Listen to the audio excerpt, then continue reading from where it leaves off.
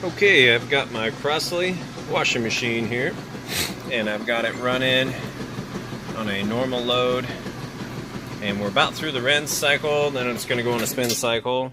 It's doing an excellent job, nice and full, plenty of water, and sounds real good. I'll let you listen to the spin cycle as that pops up, but it's in excellent shape and working good. So as soon as those are spun out, I'll show them to you, and then we'll get them over in the dryer and let you take a listen to that.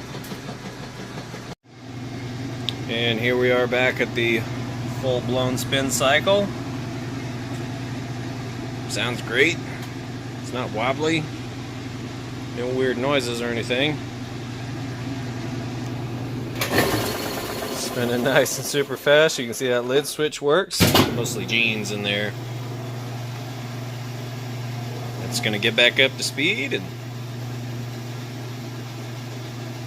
there you have it. We will get them moved over to dryer as soon as they're done and let you listen to that.